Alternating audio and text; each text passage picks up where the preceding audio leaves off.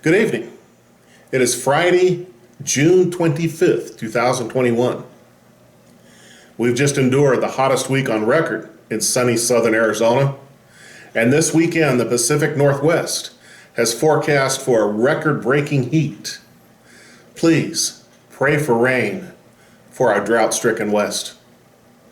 Hebrews chapter 11 gave us this amazing list of the heroes of the faith, with examples of their courage, dedication, devotion, and strength of character. Then chapter 12 tells us why we have that list. In Hebrews chapter 12, verses 1 to 4, and I'm reading from the New Living Translation, second edition, it says, "Therefore, since we are surrounded by such a huge crowd of witnesses to the life of faith, let us strip off every weight that slows us down, especially the sin that so easily entangles us. And let us run with endurance the race God has set before us. We do this by keeping our eyes on Jesus, the champion who initiates and perfects our faith. Because of the joy awaiting him, he endured the cross, disregarding its shame. Now, he's seated at the place of honor beside God's throne. Think of all the hostility he endured from sinful people. Then you won't become weary and give up. After all, you've not yet given your lives in your struggle against sin." After a year of quarantine or a couple of weeks of extreme weather, we're subject to one of the greatest temptations the enemy has to make us ineffective. The idea that we are all alone in our walk of discipleship. We're especially prone to that lonely feeling of being out on a limb all by ourselves if we found excuse after excuse to avoid church for a few months. But what does the author of Hebrews say? He says we are surrounded by a cloud of witnesses.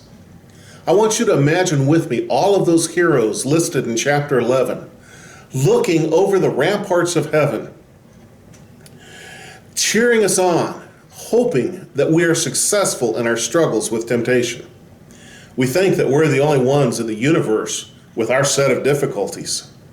But in reality, there is not only a large group of people here on earth who are our encouragers, but an entire heavenly cheering section hoping that we do the right things. So how do we keep going in the right way? He says by stripping off or laying aside or casting away the sin that so easily trips us up or entangles us.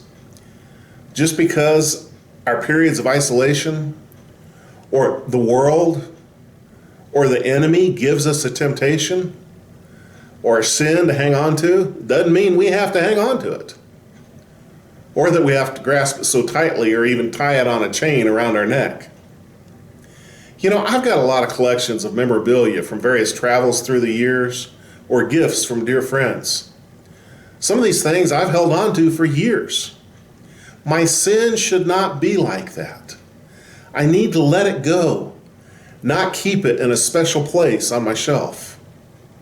I need to keep my eyes on Jesus and keep on with the endurance race that is the Christian walk. Too many times we treat our discipleship like it's a sprinter's race, lots of frenzied activity for a short time, and then no activity at all for a while. The Christian walk is more like a marathon, where we run several miles each day in training and in practice. Then on race day, we give it our all for a long time.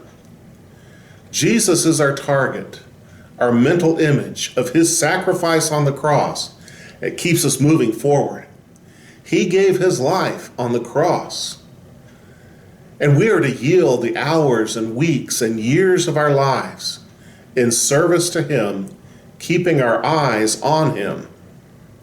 The enemy would have you believe that you're running all alone on the road without any encouragement or cheering section or water stations. That's a lie. The reality is there's a church family near you who believe the Bible, preach Christ and him crucified, and will meet with you each week for mutual encouragement and support. There may also be some training and instruction along the way, and some good singing. What about you? Are you feeling all alone, believing the lie of the enemy? Or are you regularly thinking of your heavenly encouragers and meeting at least weekly with your earthly cheering section?